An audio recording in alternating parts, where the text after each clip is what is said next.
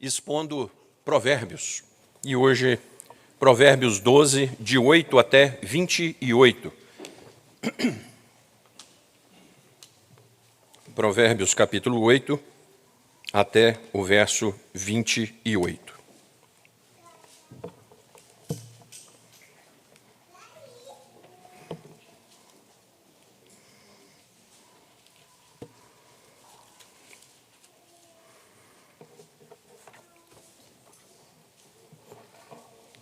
Irmãos queridos, a congregação lerá o verso bíblico e eu darei o entendimento, segundo uma tradução bem mais palatável para algumas coisas que estão citadas aqui. Eu não uso, em hipótese alguma, a NTLH, a nova tradução na linguagem de hoje. É uma linguagem espúria, irmãos.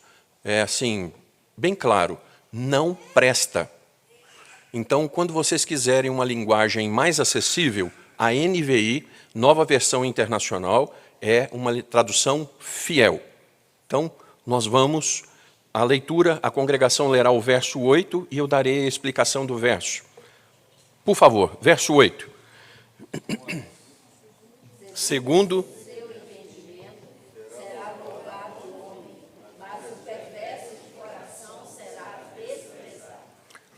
Queridos, quem tem conhecimento, quem tem compreensão é valorizado. Por acaso hoje, no seu currículo, você coloca lá, eu conheço isso, eu sei isso? É isso. Quem tem conhecimento é valorizado, mas o perverso é desprezado. Eu não preciso estudar, eu não quero saber mais nada. Então, no dia que você chegar à conclusão que você não tem nada mais a aprender, chegou a hora de você morrer. O servo de Deus, enquanto ele vive, estou aprendendo. Verso 9. Melhor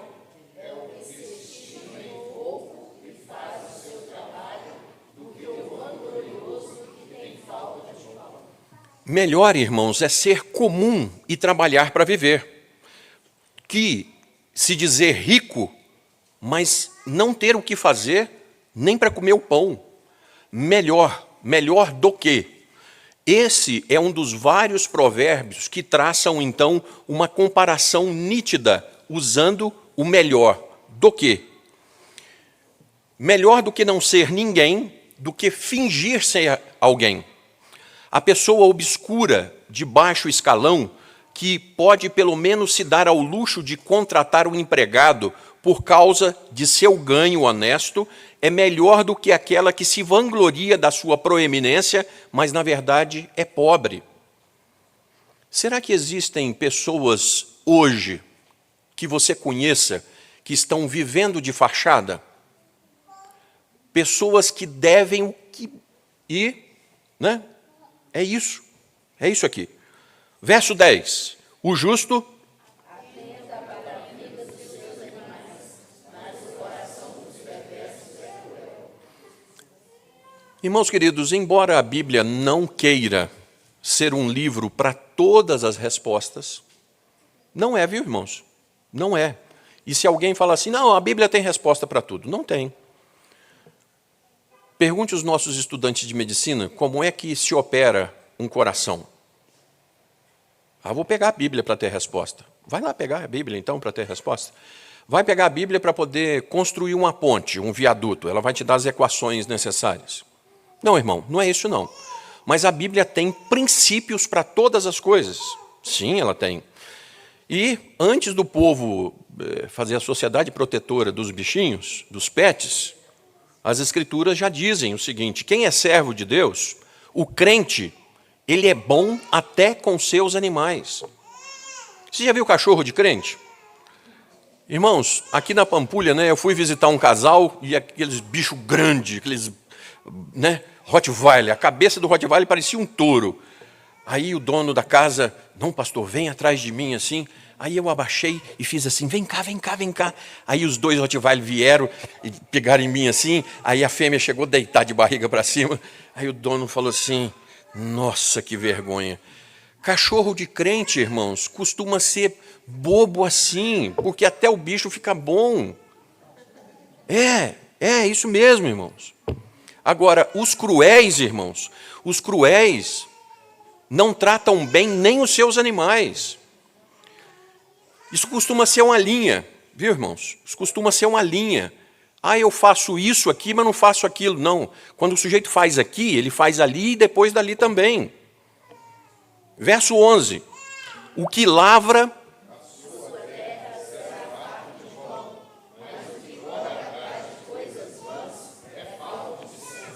Quem trabalha a terra tem.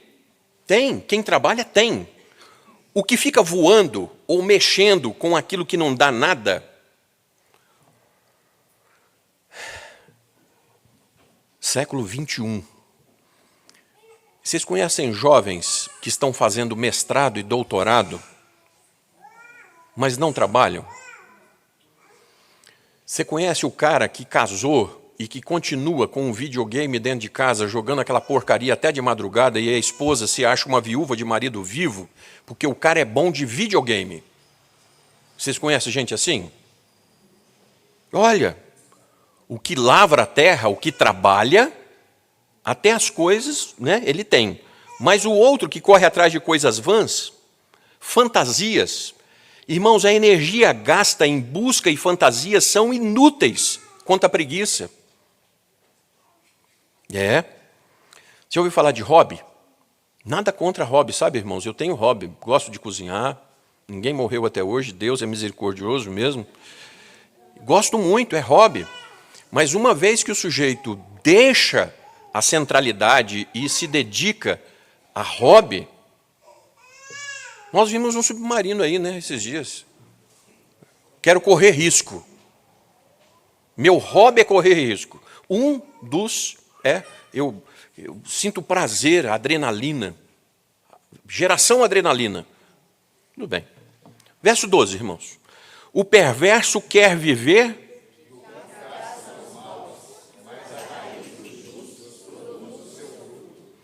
Irmãos, o ímpio come da sua maldade, mas o justo, ele come daquilo que ele trabalhar. E come bem, irmãos. Então, os maus cobiçam o despojo. O despojo refere-se ao desejo por saque obtido por esquemas, tramóias, em contraste com a vida simples de obediência que produz bênçãos. Eu não tenho como ler um texto desse e não lembrar do saudoso vô Ademar, presbítero emérito, viu, gente? O vô Ademar terminava o almoço, ia comer umas 2 bananinhas, caturra, né? Bom disso, eu tenho a quem puxar.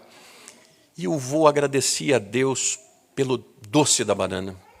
Ele encostava naquele cantinho lá o quartinho, onde tinha dispensa, e lá tinha um filtro de barro. E ele encostava com aquele copo e tomava aquela água fresquinha. E ele falava, meu Deus, que coisa gostosa. Irmão, se nós não aprendermos a valorizar as coisas simples da vida, você nunca vai ter prazer nem nas mais caras e elaboradas. É isso, irmãos. Verso 13. Pela transgressão...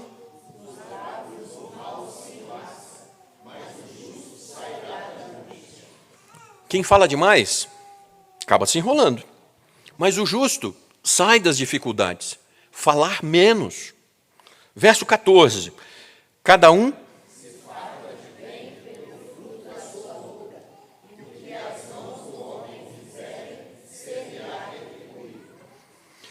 A boca colherá aquilo que tem plantado, porque assim é a lei da retribuição, irmãos. O homem planta e colhe. O fruto da boca diz respeito, portanto, ao poder das palavras. Não é o poder da palavra, eu te abençoo, meu irmão, né? Então, hoje, viu, irmão? Fica sabendo que você não tem poder de abençoar ninguém, não, tá? Nossa, pastor, você não tem poder nenhum para abençoar ninguém. Quem abençoa alguém é Deus, e quem amaldiçoa é Deus. Quando um pai chega e o filho diz assim, a sua bênção, o pai diz, que Deus te abençoe, meu filho. O pai não diz, eu te abençoo. Então, esse negócio de há poder nas suas palavras, ô misericórdia, viu, irmão? Se você pudesse amaldiçoar a vida dos outros, você já tinha matado quantos? Mas aqui nós cremos num Deus soberano. E Deus, soberanamente, Ele não dá a autoridade dele para ninguém. Tá. Então, fruto da sua boca, poder das palavras. Sim, os mexericos, irmãos, são infernais. Tem uma coisa que Deus abomina, aquele que semeia discórdia entre os irmãos. Fruto da boca. Isso sim, né?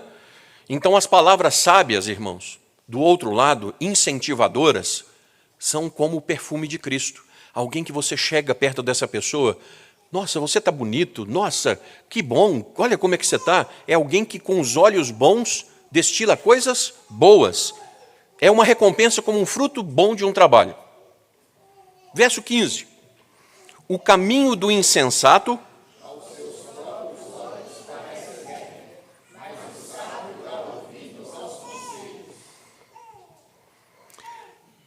Irmãos, hoje pela manhã, estudando com os nossos irmãos lá do bairro Padre Eustáquio, né?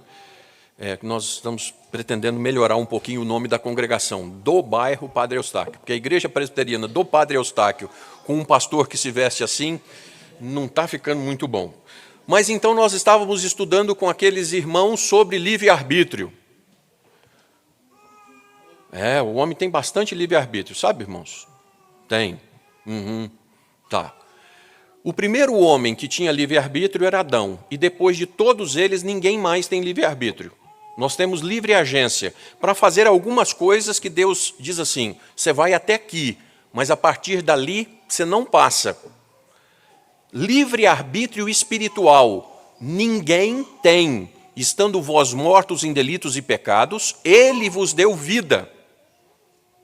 Irmãos, é um trem bom demais da conta, na linguagem mineira que todo mundo acessa. O Salmo 119, 176, que nós acabamos de ler, foi dito assim, Senhor, eu estou perdido, encontra o teu servo. O salmista está dizendo, eu estou perdido. Deus, mas quem pode me encontrar? É o Senhor. Irmãos, existe um soberano, é Ele, irmãos. Então, o sujeito está aí no meio da rua, igual o Walking Dead. Aquele zumbi caindo no pedaço, podre, fedendo, e o cara acha que ele é o bom da história. Ele é o dono da cocada preta. Não, eu faço o que eu quero. Né? Parabéns. O seu livre-arbítrio é fazer tudo que você não presta, ou tudo que não presta. A Escritura diz do outro lado, porque é Deus quem efetua o bom querer e o bom realizar em vós. Se Deus não fizer, a nossa inércia é só caminhar para aquilo que é ruim. Aqui, o caminho do insensato aos seus próprios olhos é reto. O sujeito está fazendo errado, você chega para ele, não, eu tenho liberdade para fazer o que eu quero, e isso está certo. E não adianta. Se Deus não abrir o olho do ímpio, não adianta. Ele acha que está bem. O justo ouve, irmãos, do outro lado. Então, nós estamos vendo as antíteses. O bom faz assim e o ímpio faz acolá. O justo ouve, ele reconhece e muda. Por favor, dá uma olhadinha. Mas, contudo, todavia, entretanto, é uma conjunção adversativa, mas o sábio dá ouvidos aos conselhos. O ímpio se basta. Não vem falar comigo que eu sou pecador, não. Quem é você para falar? Você chega perto do justo e fala assim, meu irmão, você está em pecado. Nossa, por favor, o que eu estou cometendo de errado? É isso que está aqui, irmãos. 16. A ira...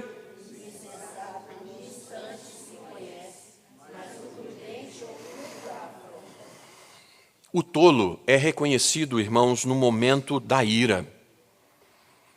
O insultado, que sai dando tiro para cima, agredindo todo mundo, a culpa é de todo mundo, menos dele.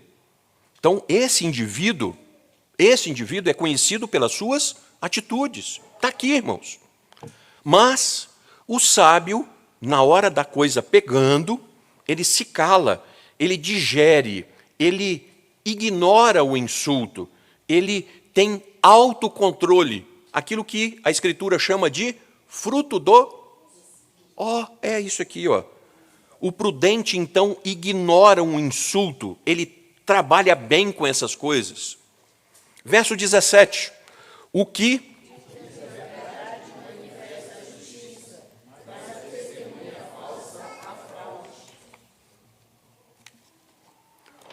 o homem fala do que o seu coração está cheio. O justo diz a verdade e promove justiça, custe o que custar. O falso promove a fraude. Simples assim. A verdade é a marca dos que são servos de Cristo, porque Ele é a verdade. O cristão que fala mentira. Verso 18. Alguém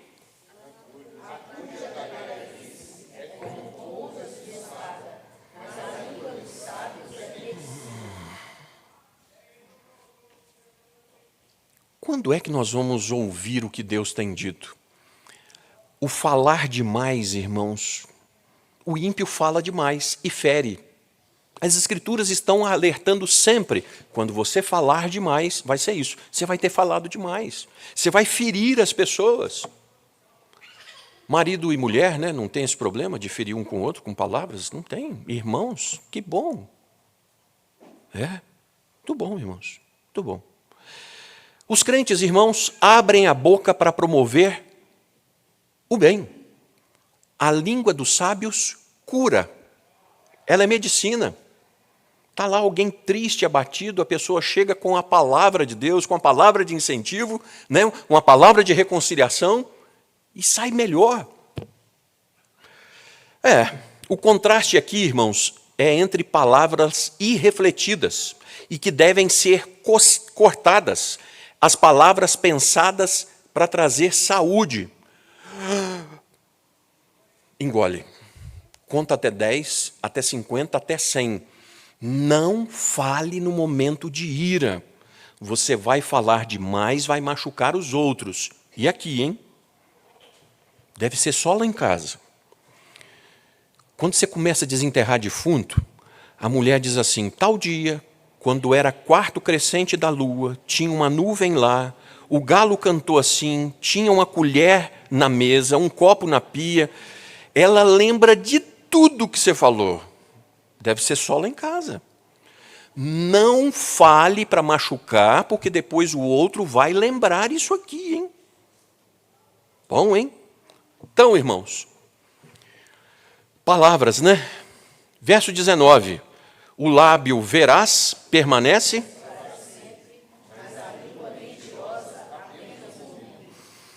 A verdade permanece para sempre. O lema do Colégio Batista, irmãos, Veritas vince. A verdade sempre vence. Eclesiastes 12:14 diz, porque Deus há de trazer luz sobre todas as coisas, quer sejam boas, quer sejam ruins. Nada vai ficar escondido. Nada. Existe um Deus verdadeiro e justo. Ele vai fazer. Verso 20.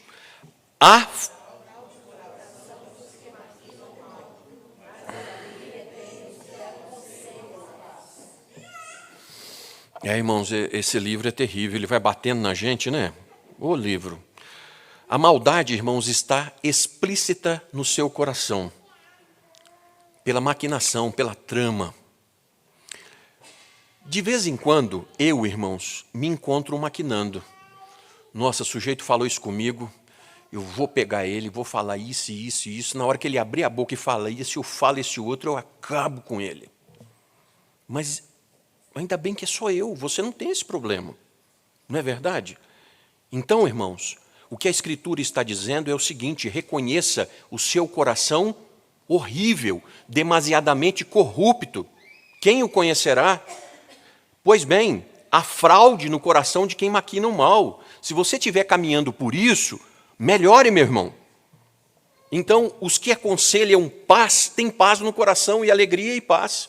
Então, o Senhor Jesus disse, a boca fala do quê? O que se espera de um ímpio é isso mesmo, que ele vai falar o que é mesmo. Agora, o que se espera de um cristão, que ele seja, escola dominical, que ele seja? Aí eu estou sendo sal e luz como, meu irmão? Bíblia não é feito para o ímpio. A Bíblia é um alerta para a igreja. Como é que está a maquinação do meu coração? Senhor, vou matar, vou cortar em pedacinho desse tamanhozinho. Cuidado, hein? Deus chegou para Caim e falou assim, cumpre a ti dominar o pecado que jaz na porta, hein? Que está aí no seu coração, hein? Se você não largar de pensar isso, você vai colocar isso em prática, hein? Depois não diz que ninguém te avisou, hein?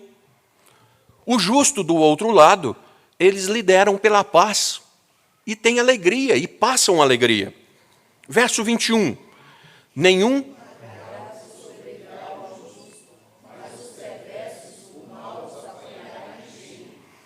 irmãos, o servo de Deus sempre vencerá.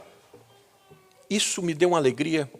Sexta-feira fui almoçar com um presbítero, e aí eu disse para ele uma palavra de um livro que eu gosto muito, As Escrituras, né?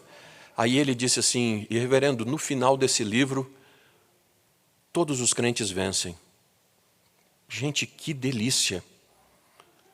Nós podemos alimentar a nossa alma com essa certeza. No final, a minha vitória está garantida. Eu não sei quantas quedas eu tenho daqui até lá, mas naquele dia, nunca mais. Os ímpios não, irmãos. Eles serão apanhados em cheio, principalmente naquele último dia. Verso 22, irmãos. Os lábios...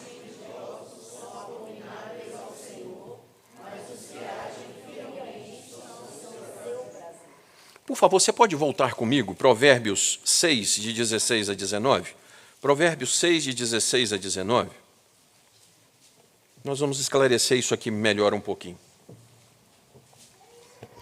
Provérbios 6, de 16 a 19. E se não tiver sublinhado, igual a tia Graça já fez, irmão, pode fazer, viu? Porque é bom.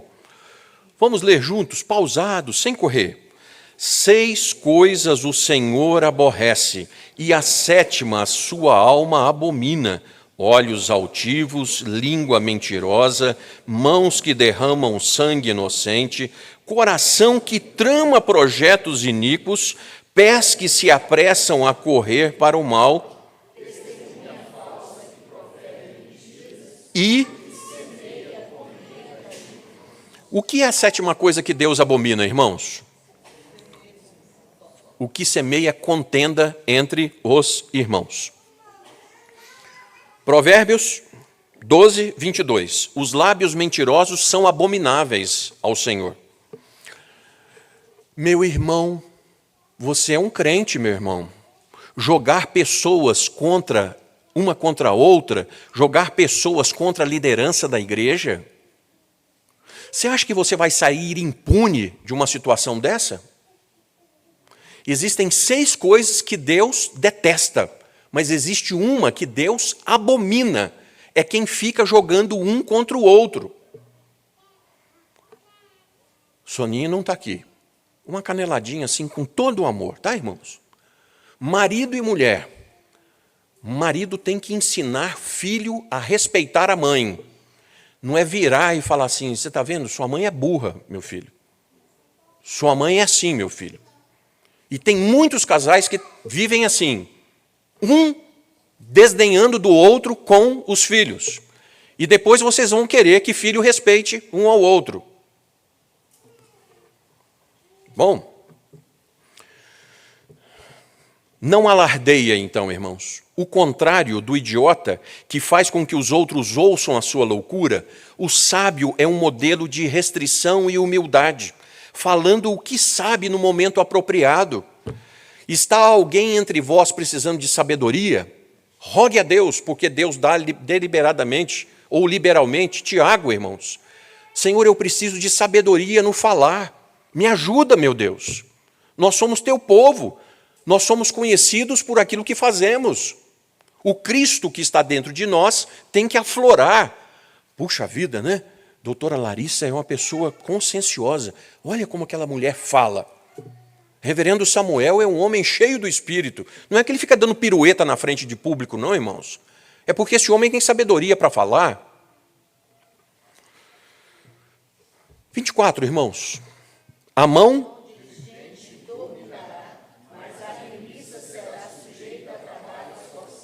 O trabalhador dominará, mas o que é preguiçoso será forçado a trabalhar para o outro. Os escravos daquele tempo, irmãos, o contrário das pessoas que trabalham arduamente, as quais encarregam das tarefas os outros que eles têm sobre si. Os preguiçosos acabam sendo obrigados a trabalhar para os que diligentemente sobrevivem. Vocês querem ver o exemplo disso claro na sociedade brasileira? Quantas empresas familiares estão sobrevivendo hoje, irmãos? Pouquíssimas. A maioria acabou tudo. O avô trabalhava de sol a sol, o pai trabalhava e deixou o filho tadinho. Não, meu filho não pode trabalhar sozinho. Pesado, tadinho, que dó. Vou dar tudo na mão do filho. O que o filho fez com a empresa? Acabou tudo, irmãos. Acabou tudo. Por favor, irmãos, vocês conhecem algum filho que começou a trabalhar cedo, que teve problema? Vocês conhecem? Porque, irmãos, nós estamos vivendo uma contramão de valores. Uma contramão de valores. Ah, mas meu filho pode lavar vasilha, meu filho pode jogar lixo, meu filho pode ajudar a limpar a casa, meu filho pode e deve trabalhar, viu, irmãos? Muito bem. Verso de número 25. Ai,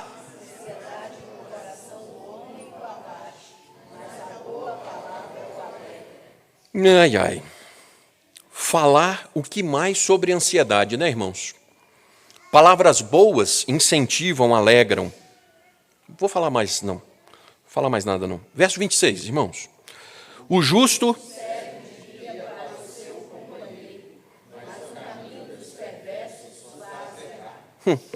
O justo ajuda outros no bom caminho. Os perversos fazem outros tropeçar no caminho. É um cego guiando o outro? Então vamos fazer o seguinte, irmão. Lá na sua empresa, não tem problema não. Vamos lá para o bar tomar uma com a gente. Aí você resiste, né? Você resiste. Aí um dia você vai para o bar. Aí, toma aí com a gente, tem nada a ver não. Pode tomar, tal. Aí você resiste. Aí no dia que você vai e bebe com o ímpio, ele diz assim, mas você não é crente? O cara que te incentivou o tempo inteiro para você cair no caminho do lado de cá, na hora que você vem para o lado de cá, ele diz assim, mas você não é do caminho do lado de lá? Está aqui, irmãos. Está aqui. Ué. E não tem jeito. Verso 26, perder-se. Sugere, então, que a pessoa justa guia os seus amigos com cuidado, mas o contrário, a pessoa iníqua, conduz os outros para que elas caiam. Verso 27, o preguiçoso...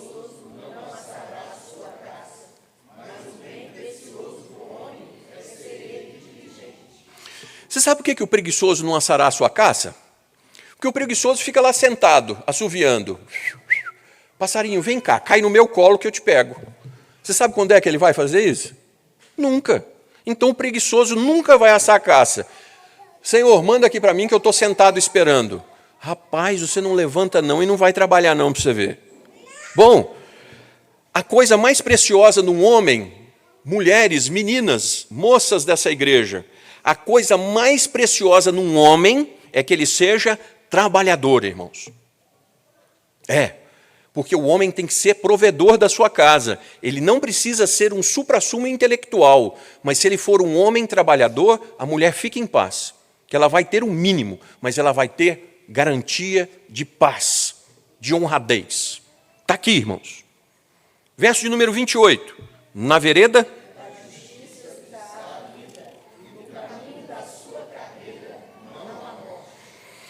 A honra, os valores, são um caminho para a vida que vale a pena ser vivida. Irmãos, nós estamos sendo açoitados. Nós estamos sendo acuados. Valores? Você acredita nisso? Meninas, nossas meninas, mas eu não acredito que você não tem vida livre sexualmente. O quanto os nossos jovens e os homens estão sendo açoitados. Mas na vereda da justiça está a vida. Eu tenho que acreditar nisso, irmão. Eu sou crente, eu acredito na palavra de Deus. Então, existem caminhos que são morte. Pastor, mas o sujeito lá faz e não dá nada errado para ele. Mas ele é de lá mesmo. Ele é daquele terreno. Então, porque ele é do terreno do inferno, Andar no inferno é dele. Mas se você for para lá, é um filho da luz no inferno. Os demônios vão ficar felizes de poder botar a mão em você lá. Vamos aplicar, irmãos, para ir embora, né? Porque hoje o pastor está animado. Verso de número 23, a congregação pode ler, por favor, irmãos?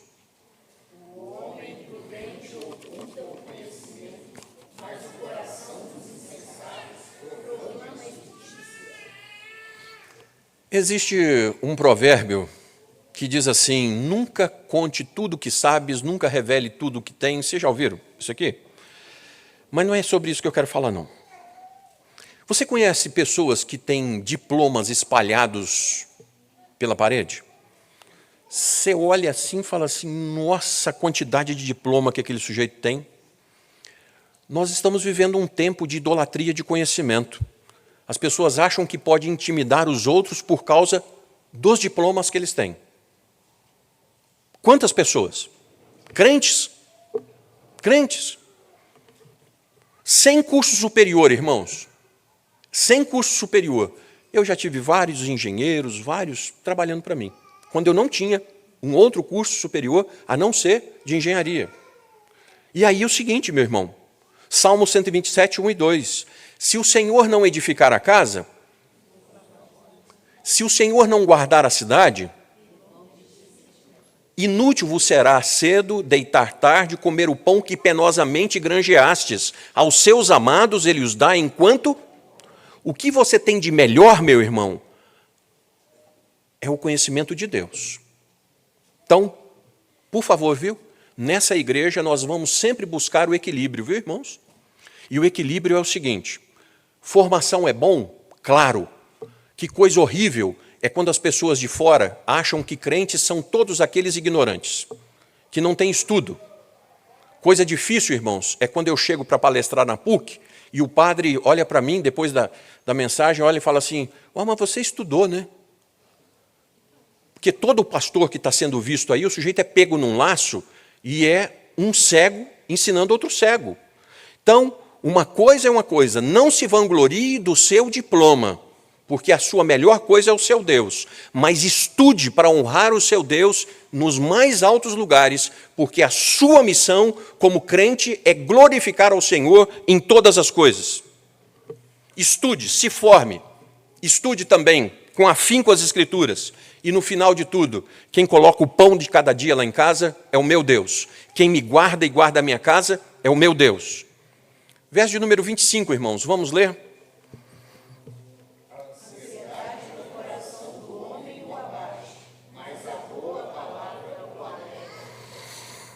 Irmãos, eu não posso, por causa do tempo. Ansiedade. Mateus 6, de 25 a 34. Rapaz, por mais ansioso que você esteja, isso vai prestar para quê?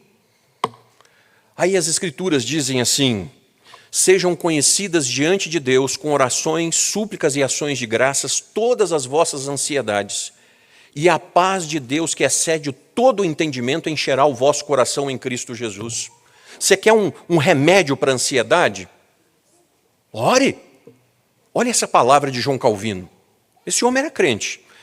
Os crentes não oram com a intenção de informar a Deus a respeito das coisas que ele desconhece, ou para incitá-lo a cumprir o seu dever, ou para apressá-lo, como se ele fosse relutante. Pelo contrário, eles oram para que assim possam despertar-se e buscá-lo, e assim exercitem a sua fé na meditação das suas promessas e aliviem as suas ansiedades, deixando-as nas mãos dele. Numa palavra, oram com o fim de declarar que a sua esperança e expectativa das coisas boas para eles mesmos e para outros está só nele. Por isso que você ora. Vou dar uma chance para Deus saber das coisas aqui, vou dar uma ajudada. Não, meu amigo, você ora, é para o seu bem. Você ora, é para que a sua ansiedade seja colocada diante daquele que pode resolver. Bom, irmãos, alguém pode me dizer um benefício de ansiedade? Alguém conhece aqui um benefício da ansiedade? E por que a ansiedade hoje é o mal? Por quê, irmãos? Inclusive dentro da igreja, por quê? J. Blanchard diz assim: a ansiedade nunca fortalece você para o amanhã, ela apenas o enfraquece para o dia de hoje. Poxa, que espetáculo! Ansiedade é o fenômeno fundamental e o problema central de todas as neuroses. Sabe quem disse isso aqui? Freud. Até Freud, hein, irmãos? Billy Graham. A ansiedade é o resultado natural de centralizarmos nossas esperanças em qualquer coisa melhor do que Deus e a sua vontade para nós. Ansiedade, irmãos, é incredulidade prática. Eu não posso mais, né, irmãos? Eu não posso mais. Meu tempo não permite. Verso de número 26, irmãos. Verso de número 26. Ah, se eu estivesse no culto da noite. Verso 26, podem ler, por favor.